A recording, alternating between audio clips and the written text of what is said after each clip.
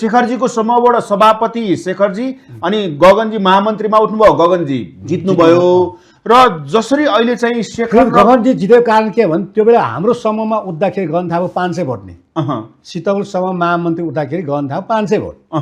जब doctor शेखरसँग चाहिँ 14 मान्छे जोड्यो उहाँले भोट बढा त्यो भोट पछि डाक्टर शेखरको पनि त्यहाँ भोटको छ नि सङ्ख्याहरू त भनेपछि शेखरको कारण उहाँ चाहिँ महामन्त्री जितेको हो नि। त्यसमा दुईटा एक अर्का पूरक होला तर बढी शेखर डाडसासँग उहाँको जोडेको हुनाले होइन त्यो टिममा उहाँ चाहिँ जित्नु भएको। र त्योभन्दा पहिले कुरा जाउँ उहाँले यो कुरा चाहिँ किन मैले गलत छ भनेको होइन अहिले चाहिने होइन भर्खर चाहिँ आउँदैछ होइन त्यो सबै मैले भन्नुपर्ने मैले स्वीकारेँ भन्नु होइन।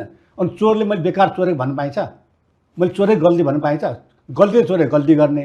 अनि अहिले आएर चाहिँ त्यो अलिकति मासलाई चाहिने भ्रममा राख्लाई चाहिने यो मैले पहिल्यै उसलाई हराउनु पर्ने, पहिल्यै उ गर्नुपर्ने, पहिल्यै मैले स्ट्यान्ड लिनुपर्ने 5-6 वटा मुद्दा राखेको छु उहाँले अस्ति, त्यो चाहिँ गलत हो।